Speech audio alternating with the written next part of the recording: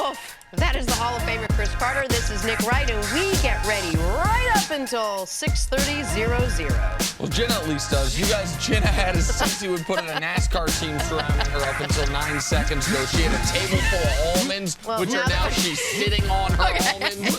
I mean, this is Freddie, my bangs. What about this? Yeah. Oh my, I'm doing an Instagram Live, America. Okay. How old are you, Cris? That was asked 48 seconds ago. That is Googleable, by the way. How old is Cris Who Carter? has the time? Can I have my phone back, No, please? well, what are you doing? We're doing What a if somebody television needs show. to text me? Oh, yeah, exactly right. Exactly right. Anyway, good morning. Thank you for giving me a hard time, as always. Much love I have for the two of you. Fun night of Another NBA playoff basketball. stellar night of basketball last night. Let's start there. If someone told me that I had to do this entire show wearing a polycarbonate mask with googles and goggles built in, I'd say thanks, I'm good. So I want to be able to see Nick at all times, and that's not going to happen with a mask. Well, Sixers star Joel Embiid didn't love the mask, but he had no choice if he wanted to play last night in Game 3 against the Heat. He was upgraded from doubtful to no doubt before the game, went in with the mask, scored 23 points, grabbed 7 rebounds, played his first game in over 3 weeks. Looked like he didn't really miss a beat. Sixers win. They take a 2-1 series lead over Miami. At one point, Justice Winslow actually stepped on the mask. Embiid's reaction? Take a listen. Justice stepped on it and tried to break it with his hands, but little do they know is that I have about 50 of them, so it's going to take much more than that to get me out of this series, and it's going to be a nightmare for them, too. Telling it like it is. Yes. All right, so this is what we wanted to see. We wanted to see what kind of team this Philadelphia Sixers team could be with all of their firepower in it. Joel Embiid is back. It doesn't look like he was rusty at all. How dangerous could this team be with him back in the lineup? I mean, the team that we saw last night is a team that can win a championship. Not just win the East, win a championship. That team, Embiid at nearly full strength, Ben Simmons controlling the game with the ball on a string and hitting every three-point shot imaginable, not Ben Simmons, but his teammates. That's a team with that level of defense that is as good as any team in basketball. With that said, after 3 games, the closest a series can be is 2-1. And we do a weird thing in these playoffs where every single game, after game 1, what was a lot of the questions? Is it going to be a sweep? Are teams going to get swept? Like it was. You have to get used to this television. Right, exactly. It's the question is, what about the end? Right, and so I say all that to say this. There is no real criticism of Philly from last night. The game was close through 40 minutes. It was a 2-point game going into the fourth, and then they did in the fourth quarter what they did to Miami in the entire second half of game 1, which is blow them out and make it look more lopsided than it actually was. But 2-1 after 3, with the home team having a 2-1 lead, is about where you're supposed to be. I'm not ready to anoint Philadelphia as the Eastern Conference champions. What I am ready to say is this, Cris. Their best, we talk a lot about best versus best. Philly's best is, it's not quite the Rockets and Golden State's best, but it might be the next best we have in the league right now. And the reason why we should look at Philadelphia and talk about them is because if there was a team that said, okay, there's a dark horse team, if there's a team going to surprise people in the playoffs, before the playoffs started, Philadelphia was that team. Doing a lot of talk shows, they were getting a lot of feedback. And we didn't know what they would look like with Joel Embiid. We have to take this in consideration. The guy hadn't played an NBA game in a month. Now, this team has had great success. Now, their back was against the wall. They lost home court. But I knew that Dwayne Wade couldn't have that type of performance, franchise record, number of points off the bench. So with Joel Embiid coming back, even if they had unfortunately lost this game, I would have had a lot of confidence in them because it's him being back added to a team that has a tremendous amount of momentum.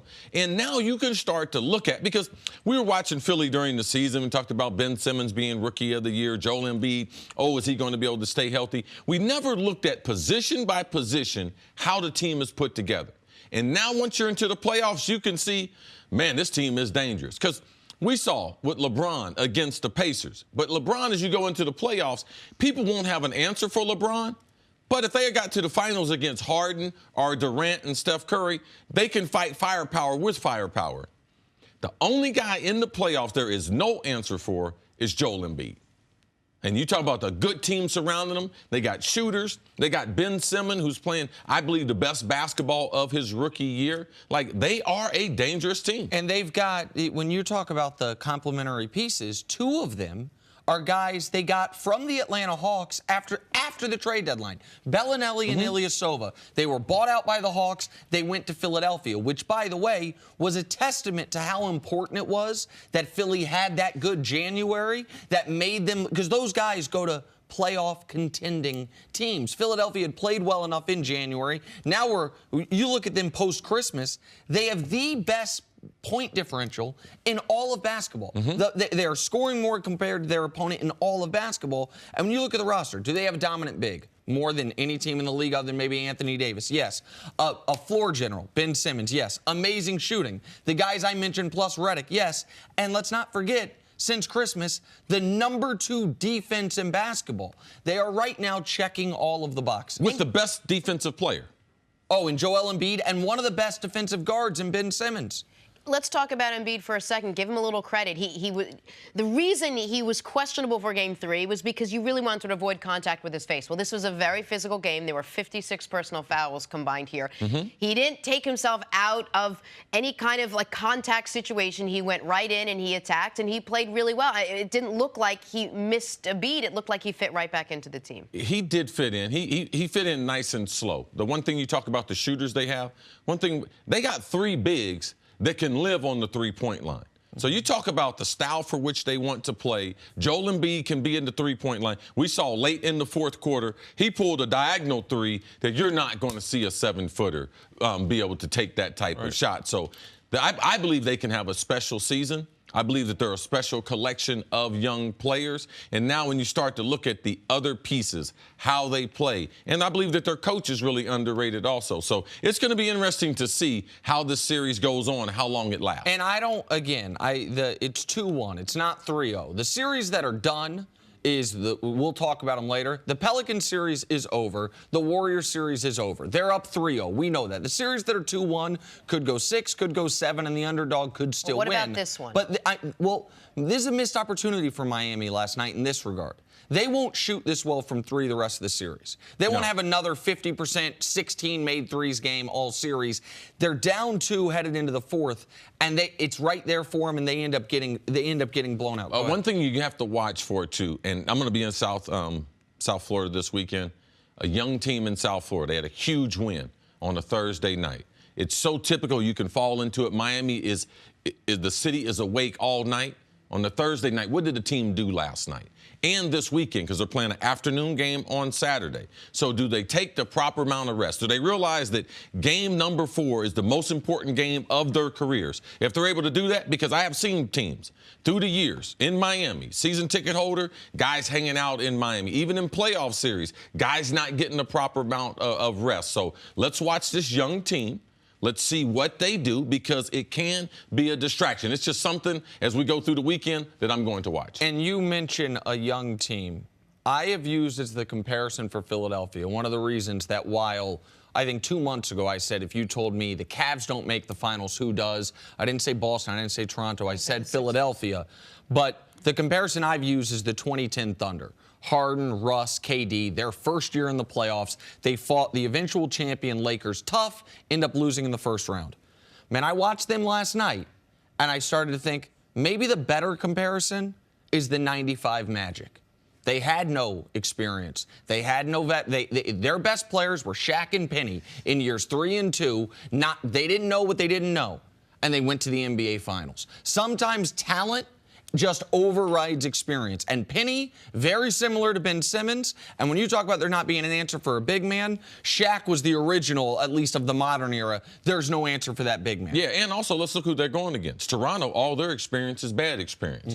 LeBron, him and Kevin Love, the only 2 that got experience. Those other guys, the experience that they had, they don't have a whole bunch of experience. So this might be the type of year that an inexperienced team can get to the finals. Tough game for Dwayne Wade. Did anyone see a Gabrielle Union tweet last night? No. I wonder if the previous tweet led to the tough game. Maybe it was a little too much celebrating after that previous tweet. You got old man legs. Coming up, I don't know if you need them. Could Dez join Odell on the Giants? Is that even a possibility? That's next on First Things First. Day 5 of continuing Dez Bryant coverage. Where will he go? Is he still good? Will he ever get married?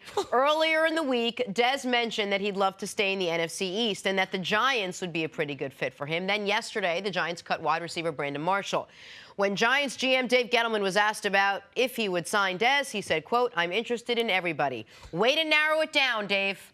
And right after the Brandon Marshall cut was announced, this was released. Dez posting this video on the gram of he and Odell working out together.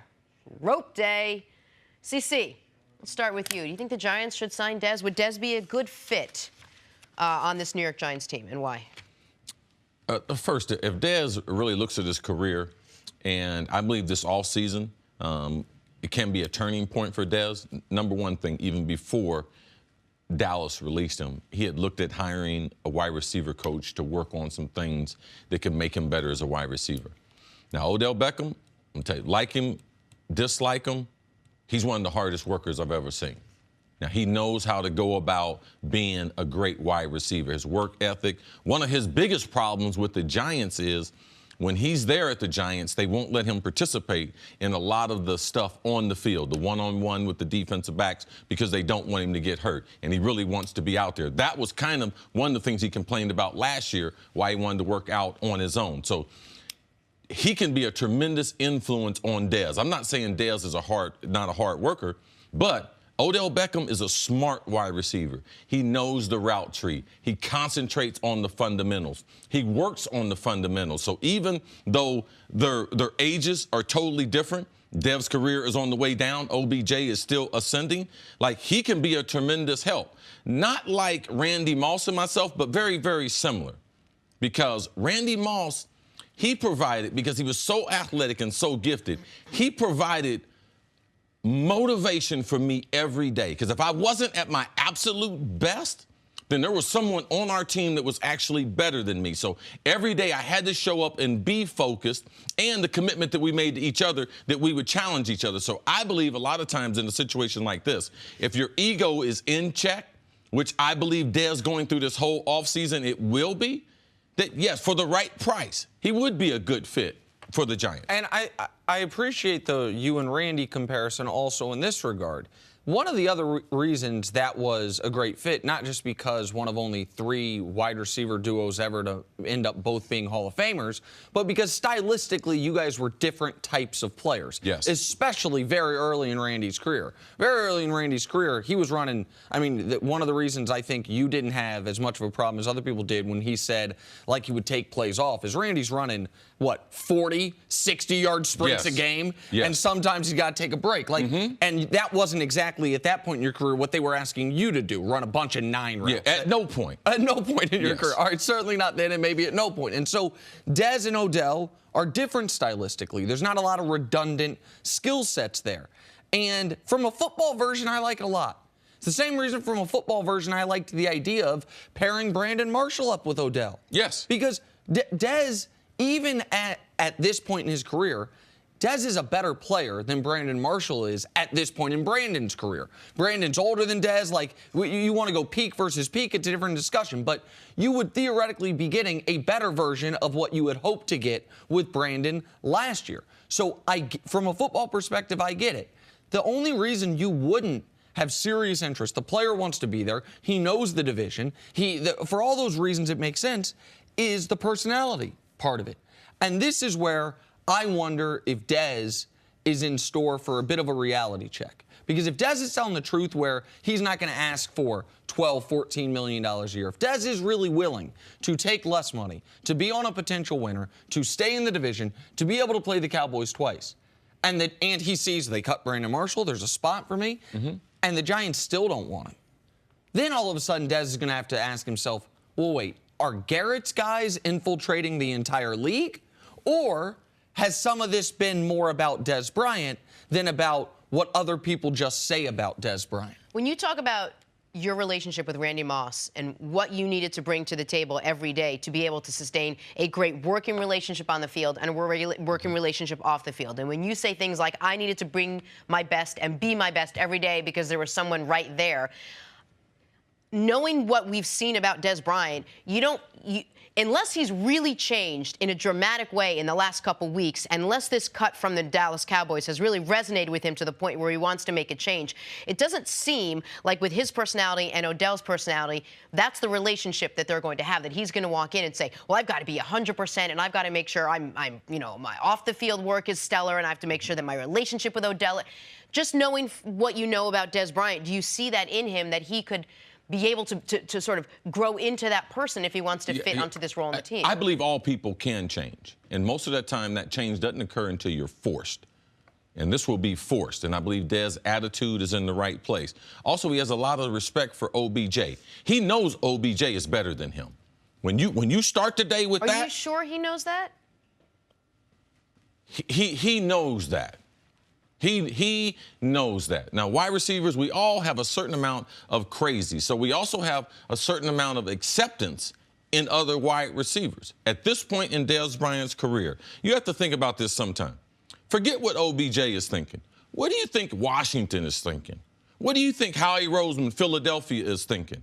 And the Dallas Cowboys. Would any of these teams be like, man, put Dez on the Giants. Put him with OBJ. No problem. We like to face that twice a year. And the answer would be no. Dallas does not want him with the Giants. Philadelphia definitely don't want to face Dez twice a year with OBJ and Eli. No, he doesn't want that, and Washington wouldn't want that. So I believe it can work out, even though they have some similarities in personality. But OBJ knows he is the guy. The offense will dictate. When you see the game plan on a weekly basis, you will know. OBJ also works so hard in practice that it's not like he's only a gamer. I believe he would be a tremendous influence on Dez at this point in Dez's career. And I think you can be somewhat self-deluded as a pro athlete and still recognize the best in the field is better than me. There are a lot of guys that are, in an NBA example, like, does Damian Lillard think, you know what?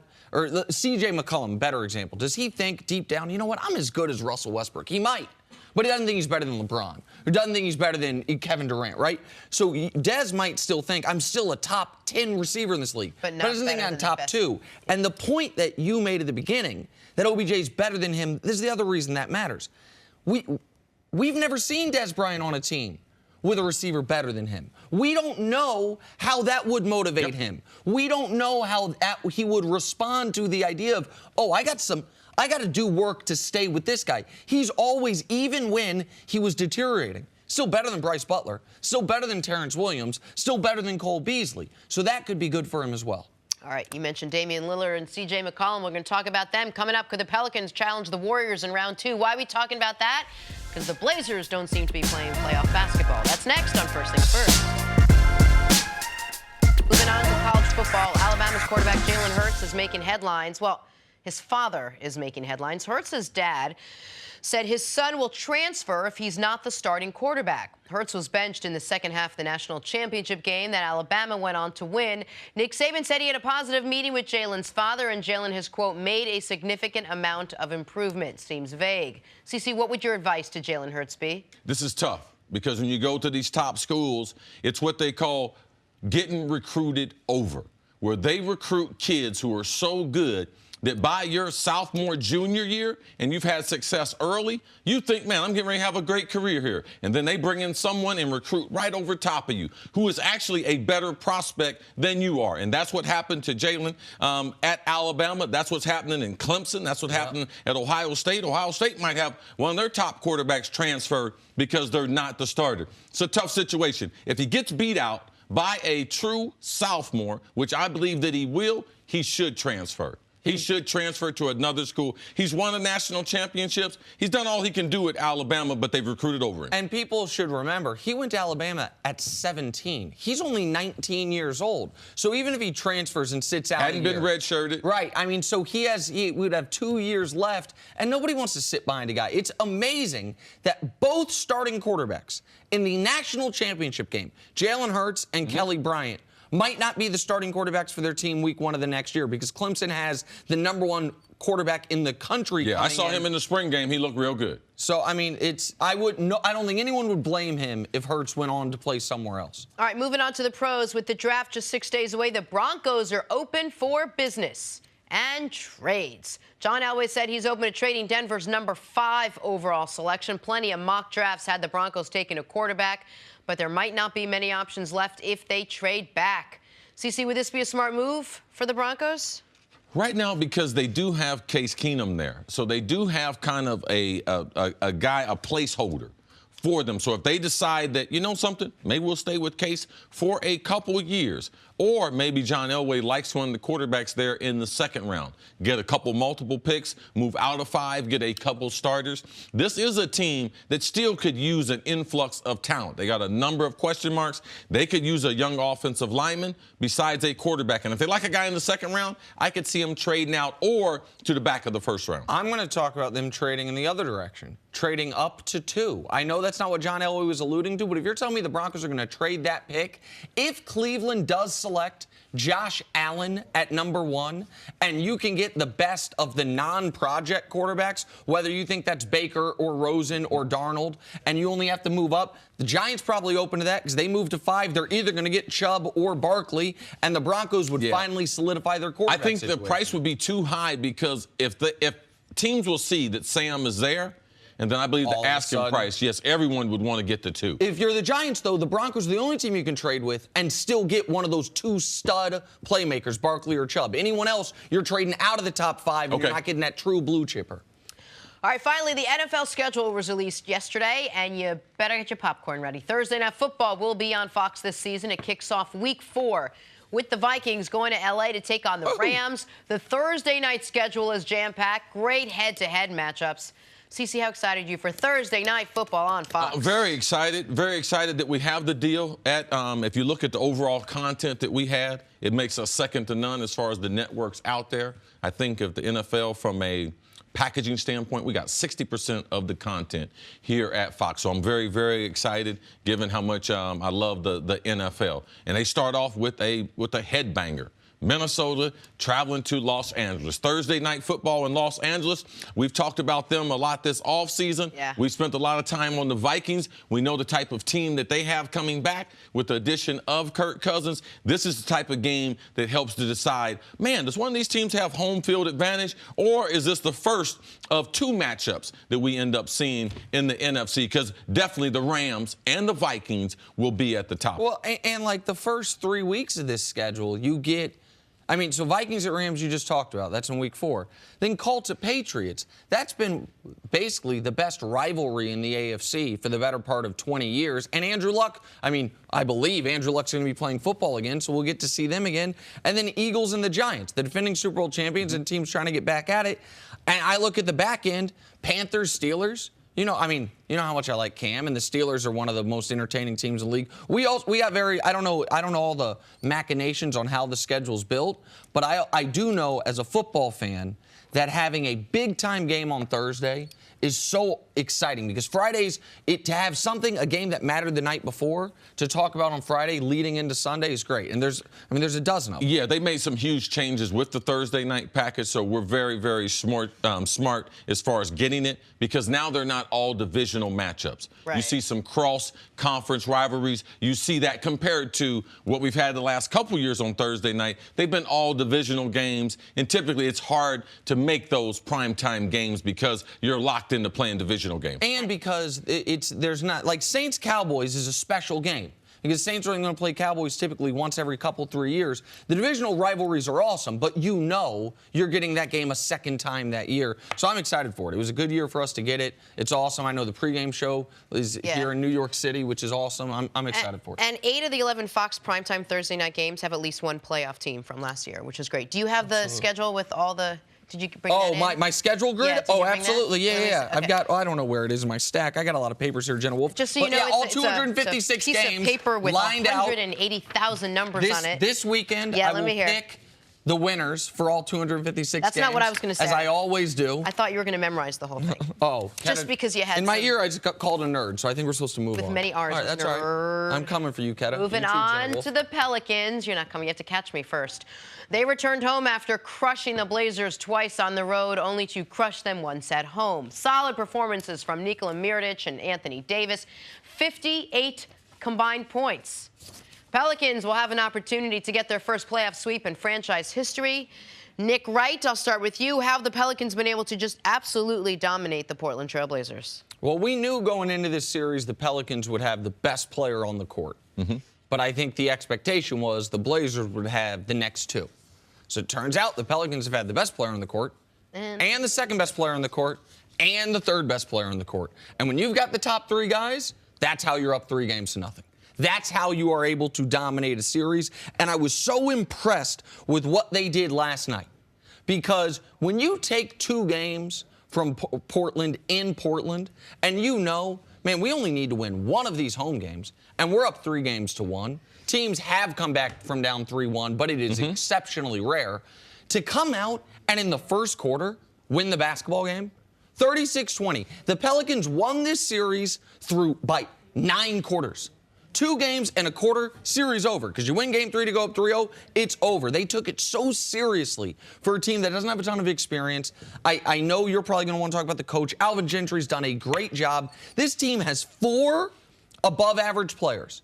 And those 4 players, Mirotic, the 2 guards, and Anthony Davis, are playing so well, their lack of depth hasn't hurt them, and they've just crushed Portland. A number of things have happened, and if you're going to talk about them, you can talk about the Brow as far as giving out credit. You also have to talk about Gentry as the coach. When Boogie Cousins got hurt, Alvin Gentry went to his staff, and they came up with a plan. The only way we're going to be able to maintain this success that we've had is we have to change our style. And they went to a fast pace, and they were going to get up and down the court more. Also, Anthony Davis told the coaching staff and his teammates that he was going to take a page from Russell Westbrook's book when he lost Kevin Durant. So his attitude was he was going to try to dominate the game. Not only on his offensive end, defensive end, he was going to try to control the game like Westbrook. So for me, for a younger player to kind of pick up on this, for a coaching staff to be able to make adjustments, and their calling card is defense. All right? That's how they've gotten this commanding lead on Portland. Portland has not been able to get to the spots on the court. They have not been able to run their offense the way they typically run their offense.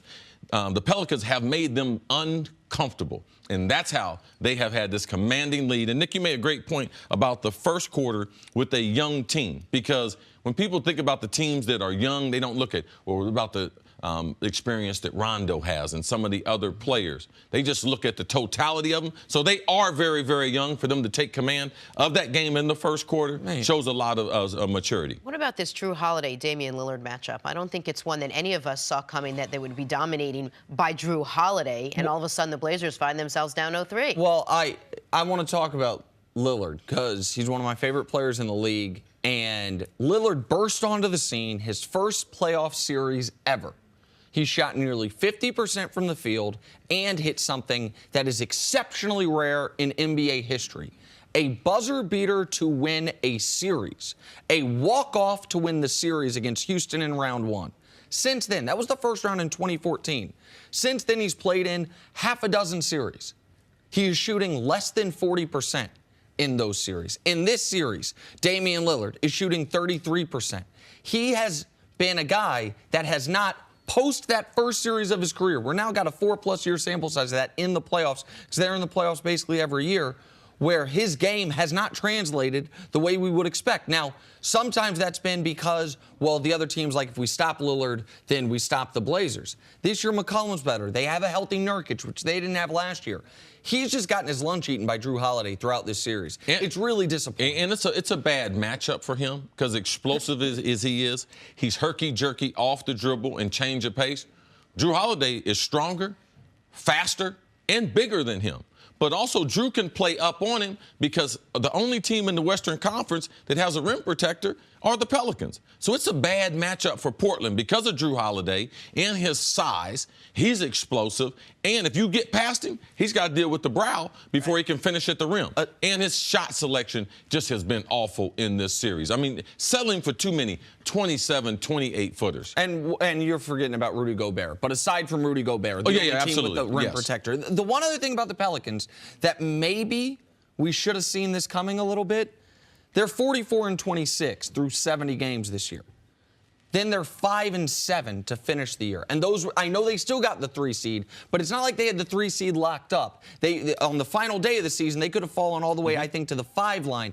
So they limped into the playoffs to a degree. They weren't able to turn it back on to where they were. And the Pelicans playing, they now have a better winning percentage without Boogie than with Boogie, which I never would have seen coming. Pelicans can close this out Saturday night, Game 4. Boogie was at the game last night. Yes, he was. He looked a little tan. I wonder if he got that in Vegas or in Southern California.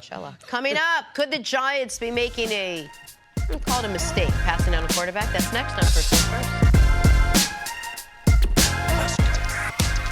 Welcome back to First Things First, where we shake each other's hands all the time. Except for Jenna Wolfe, who is sick and sneezing during the break. A bit of a cold. I air 5, everybody. Air 5. Yeah. Greg Jennings, how are you? I'm always great. I'm not going to shake your hand because the boys said that I can't right now. Because you're sick. I am not sick. It's all good, Jenna. We got it. Oh, my God. Oh, no, now I can't shake Greg's hand. Literally my favorite guest of all time. Wow. I don't care about me. Yeah, plus Mangini, plus Steven Jackson. No.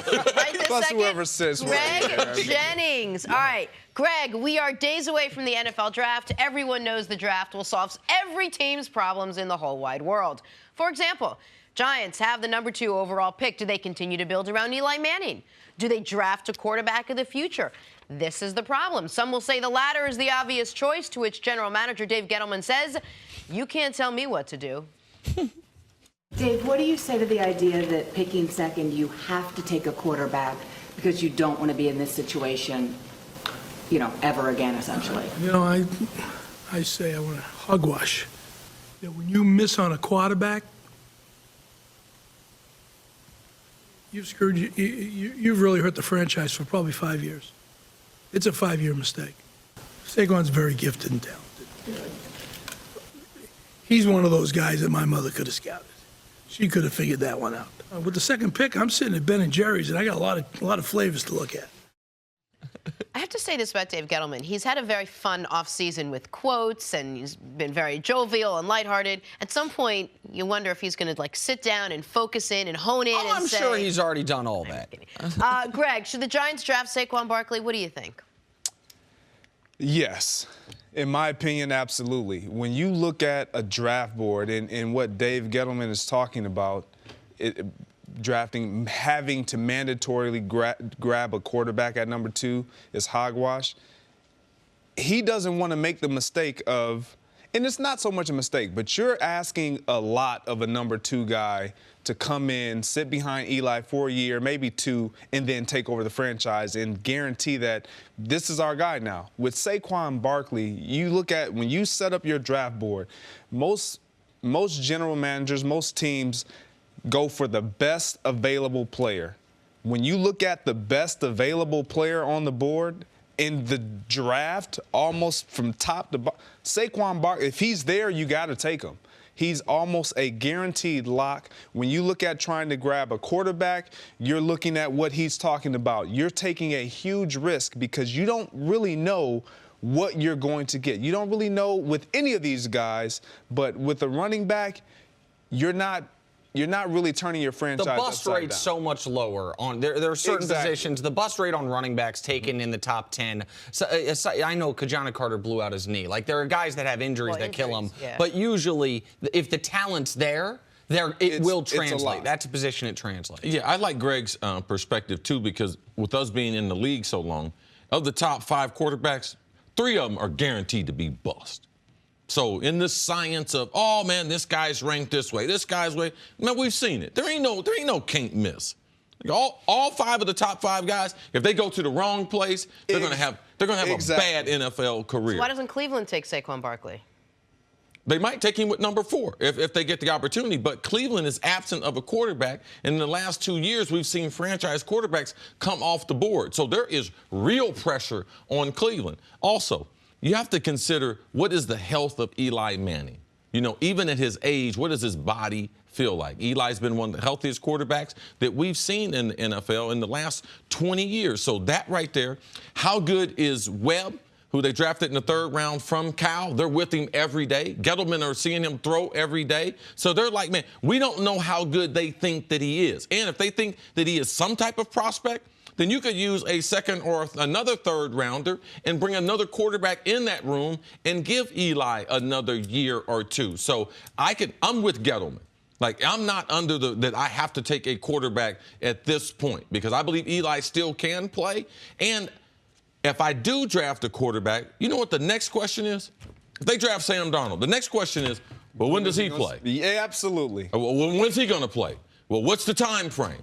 So then you have to answer all those questions. Eli's got to answer those questions. So for me, I think the Giants, the option of not drafting a quarterback is a real thing. Well, and I think it's very difficult to get true value at number 2 if you are not either taking a franchise quarterback or a guy, as Dave Gettleman has said, is a potential Hall of Famer. He said, when we're drafting at number 2, the guy's got to be a Hall of Fame caliber player at basically any position except quarterback. At quarterback, you can get value if you get Matt Ryan, who's probably not a Hall of Fame caliber player, but the Falcons are thrilled they drafted him where they did in the top 5. Here is the argument for drafting Saquon at number 2 is a very simple one. Look at how many teams last year without elite quarterbacks had top 10 offenses and 10-plus win seasons through the power of their running game. And the Kansas City Chiefs. Alex been no top 10 quarterback, but they found Kareem Hunt.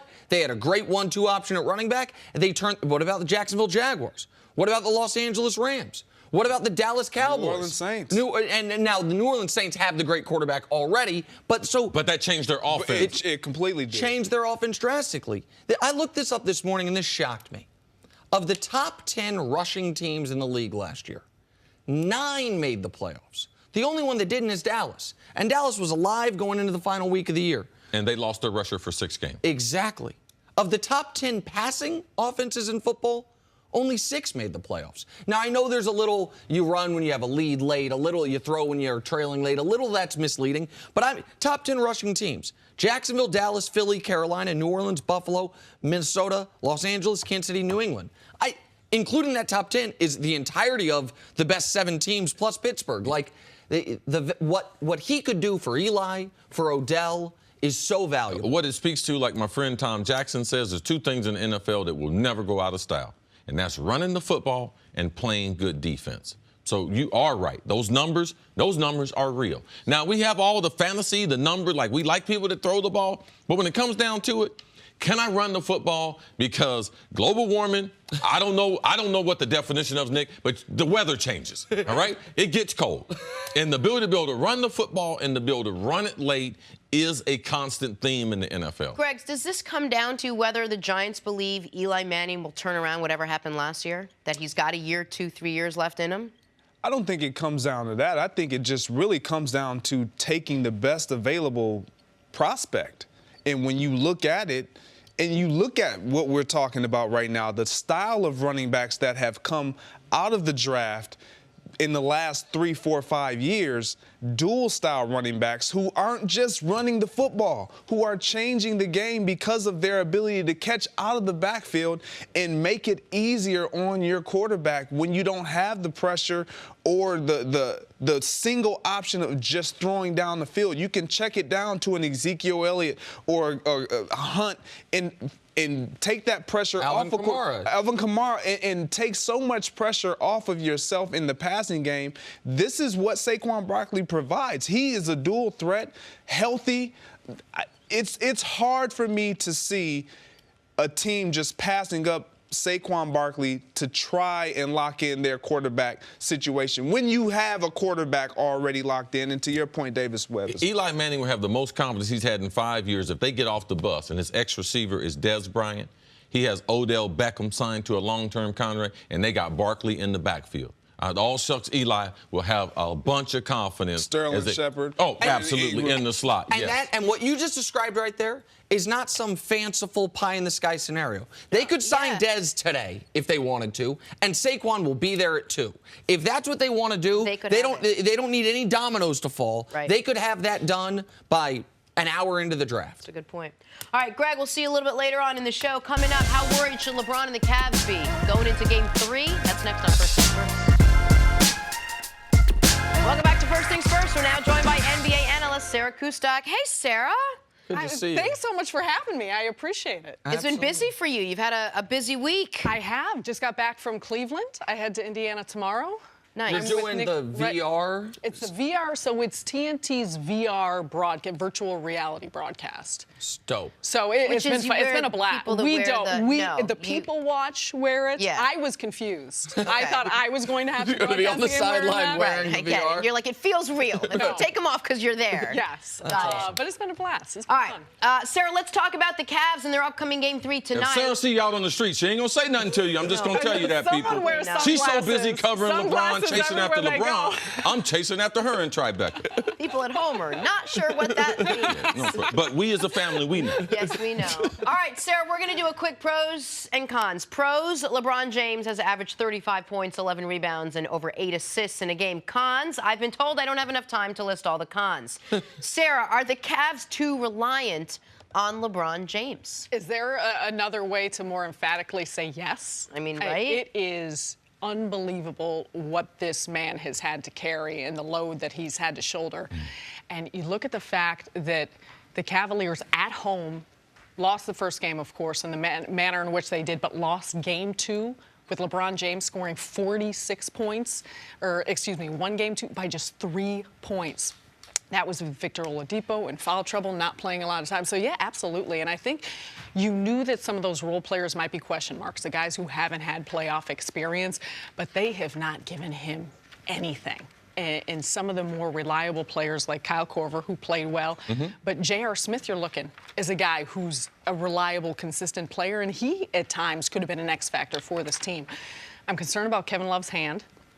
I know they said that he's going to play in Game 3, but I still think anytime it comes to ligaments, that can be a concern for a player he's done well. He's done some things like rebounding. He's been effective for the Cavs, but he hasn't been scoring either. No. So I'm concerned. I would never bet against LeBron. I am very concerned for this Cavaliers team. What was going through your mind, because you were at the game, when you see not only do the Pacers nearly come all the way back, but on that last meaningful offensive possession, out of a timeout, not only is Kyle Korver on the court, which I don't understand when it's one defensive possession, but that's the lineup they chose to go with, but they can't execute a simple switch, and Victor Oladipo, the best player on the Indiana Pacers, has a wide open look to tie the game. What's going through your mind right there as he's getting the ball? You could not have gotten a better look than that. I like the idea they did a small screen. I think that worked well, and it was a good call by Nate McMillan. But the fact that the one guy who you want to take the ball out of his hands got the ball at the end. Got the ball in a clear, wide open look. On the most simple action that exists in the NBA. It wasn't some Brad Stevens special, we're going to run 3 decoy screens, have a guy come. It was the guy with the ball, doesn't even pass the ball, just takes the screen and dribbles exactly to where he wants. To not be able to defend that, LeBron was not focused on his 46 points after the game. He was focused on, he talked to Ali LaForce about that play. On top of the fact that the Cavs have not been a good defensive team all year, but these are also two, and Kyle Korver, I agree with you, questionable why he's on the floor because he's not one of your better defenders. But these are two guys that have been around the system. They understand how they play. I mean, you got J.R. Smith and Kyle Korver. They should know what they're doing, and to turn around, to leave the ball, I just think that speaks volumes about where this team is at in their dysfunction, their miscommunication, and just guys not knowing where to be on the floor. Yes, Oladipo said he was shocked that he was open. So I think he missed the shot because he was shocked that he was that open and said he'd love to get that look again. But it's the lack of sense of urgency. And LeBron is playing well, but they got so many players that are playing bad. Jordan Clarkson, George Hill, Kyle Korver. He came back a little bit in game number 2, but Man, he had a horrific death in his family, his younger brother. He also hurt his foot. Tristan Thompson, man, you don't know when you're going to see him again. No. Like, I mean, he buried up under the bench. He's out of the rotation. Yeah, I think that they would put in Kendrick Perkins, who they have off the G League team, before they put him in. So, yes, we're confident in LeBron, but this is the first round. If they do make the NBA Finals, oh, man, LeBron will be exhausted. Well, like he played 44 minutes in that first game. And the amount of energy he had to spend on the defensive end, because he had to take the one-on-one battle. Oladipo in that game, too. Right. So do you have to? What do you do if you're Ty Lue? You have to strike some sort of balance between 100% of the offense goes through LeBron James, and LeBron James is going to have to try to get the rest of his team into some sort of rhythm. How do you balance because those I think, two? and we saw times in the early part of the season them running the offense as well through Kevin Love and him initiating some things off the post. I think the interesting thing, and Nate McMillan is a smart coach, and he's someone who's been around a lot. Years past, it was always turn LeBron into a scorer. We don't want him to have that facilitation ability, also his ability to score, make the other players beat you, but LeBron will get his as long as no one else gets theirs. And that's essentially what Indiana has done. Yeah. Said, okay, fine. If LeBron can put up 40 every game, great. But you got two other guys in that game, too, in double figures for the Cavs, other than LeBron. That's not going to win you a series. Well, I'm going to talk about Kevin Love for a second, because he's the only other player on this team that's an all-star. He's the only other player on this team that I think you should be able to rely on game in, game out. He's shooting 33% in the series. He's shooting less than 25% from 2 in this series. Like, can't happen. So Kevin Love, not only can it not happen, it won't repeat itself for the entirety of the series. Now, you're right. He has a partially torn ligament in his thumb on his non-shooting hand. Now, they're saying they're going to be able to tape it up. He should be good to go. We will see how much that affects him. I was worried. I texted Cris the moment it happened. I said I might involve some curse words. I said, did Kevin Love just break his bleeping thumb? Because the way he held his hand, and I mean, if it was a broken bone and he's done for the series, well then, or done for the playoffs, now all of a sudden we have to look at everything else. But Jenna, your concern about could they be overusing LeBron? Like, are they relying on him too much? It is your only option. If you only have one life raft and the ship is sinking, then that life raft, you're not worried about can it get to land? You're just saying, let's get on it and see how far we can go. He's their life raft. And it's the best life raft in the NBA. I still believe LeBron and LeBron alone can beat the Indiana Pacers. I know that sounds disrespectful to the Pacers. I promise it's not. It's just out of tremendous respect for him. I think we saw it in Game 2. That LeBron and LeBron alone beat the Indiana Pacers. It was closer than it should have been. And while 46 points we can't expect, could we expect 35 points and 10 assists instead of 46 and 5 assists? I think you can. But the other guys have to hit those shots, otherwise those aren't going to be assists. But I will also say I think Indiana did not play well in Game 2. Oh, on top absolutely. Of Victor It fell in their Oladipo. hands. The foul trouble. I agree with LeBron being able to carry a team and get wins, but I think Indiana is a very good team. I think they feel like we lost by 3 on the road and did not even play close to our best basketball. Missed a lot of shots that were very makeable shots. And I don't think who puts fear into you other than LeBron. I don't think Oladipo is scared of LeBron, but the rest of that roster on the Cavaliers team, this Indiana team feels like they can absolutely match up with. All right, Sarah, we'll see you a little bit later on in the show. Coming up, why draft one quarterback in the top 5 when you could draft 2 quarterbacks in the top 5? That's next. Could be coming. First things first. I'm Jenna Wolfe, and thank you for listening to the First Things First podcast. Make sure to subscribe and tell your friends, family, and coworkers about the podcast, which, by the way, is available on iTunes and all your favorite podcast apps. You can catch a fresh new episode every Monday through Friday on FS1, starting at 6:30 a.m. Eastern, 3:30 a.m. Pacific. So long, everyone.